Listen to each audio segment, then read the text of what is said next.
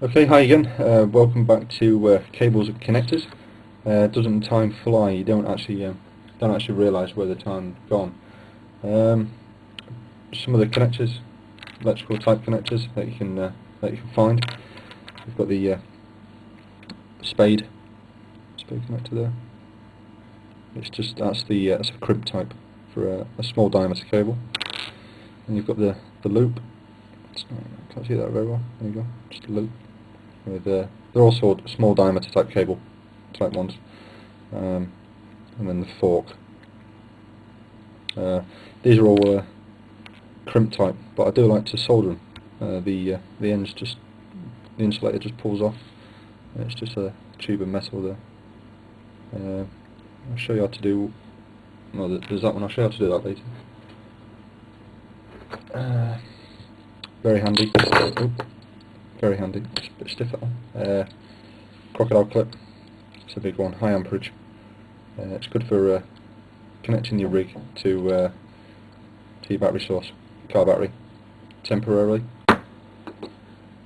Some of the tools then, side cutters, side snips. There we go. It's always good to have a nice sharp pair, makes it easy to cut the cable. Rusty pair of pliers. Also got side snips on as well as the actual grips at the top. Good for thick cable. Good quality pair of wire strippers. These ones are initially grabs the cable, and then the second bit there comes down, grabs the other half of the cable, and then rips the sheathing off while not damaging the inner at all. It's got a cable cutter. It's not very good. And then you've got your various sizes of your bullet type. It's a crimping tool as well.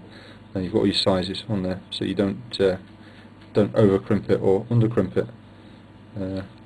Good pair. Lasts me quite a long time. Very good. Pair of scissors. A nice sharp pair of scissors. Always handy for that little bit of insulation that just won't come off. I prefer to cut the insulation off the outside of a cable. Do it like twisting action, or you can use a sharp Stanley knife or a scalpel. I prefer these because I've got more of a feeling to it. Watchmaker screwdrivers, they're always handy. The Phillips type and the flat blade type, always handy for intricate adjustment of pots and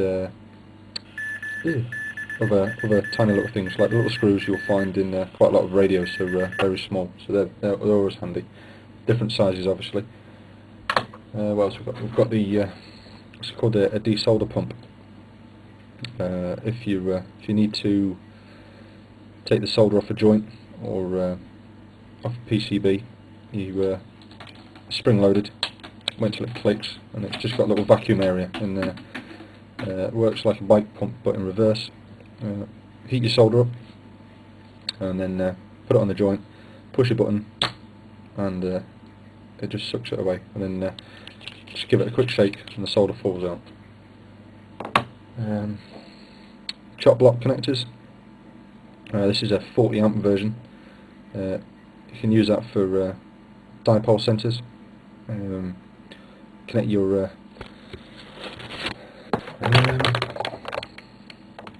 right then. Let's show you how I do my connectors. It's always nice to have a clean working area. Otherwise you'll be jumping all over yourself. So just where's that spare wire? Anyways, let's move you over here.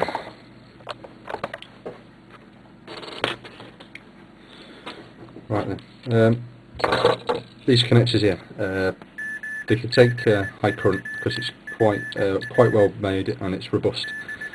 Some people might just take a spare bit of wire and wrap it around. It might be fine. I don't tend to like doing it because it can come off, and if you've got a spare bit of wire dangling over, if something touches that, then you're going to make a circuit and you start welding things to each other. It's not very good. It's not very safe either, to be honest. So yeah, it's thin wire. Pair of scissors comes off very nicely. Wire strippers. Only need a little bit. Sorry, in the wrong place. About just under a centimetre would be just about the right amount of length. I'll show you this one. It's the round type clip. If you take the insulator off, make sure you put it on the wire the way it came off. Otherwise, when you if the wire's connected at the other end, you'll have to desolder it to put it back on. Take your connector and fit it on the wire. There you go. Just a little bit protruding at the end. There you can see that. And then I take my my crimper tool, making sure you've got the right setting. Don't know if you can see that. And then with these ones, I just tend to fold it in. So there's a little bit. Can't really see that very well, can you? Try that. One side of it is folded over the cable, and then what I'll do is I'll fold it back on itself. If I can get it. There we go. Give it a nice little crimp. There you go. That wire's not going anywhere. That'll be good enough to use. But then I like to push it. No. Oh, that's not working very well, this is it? There we go. Right. Soldering iron. Touch on your pad. That's wet. Well, damp, not wet. So if you've got a clean nib, take your solder.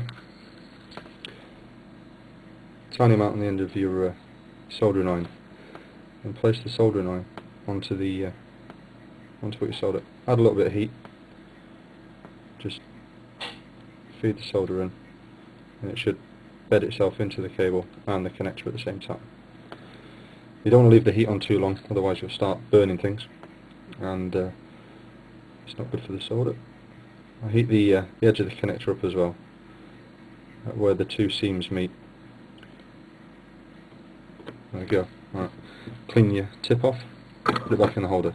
It's nice and safe. And put your solder away. And there you go. Soldered on nicely.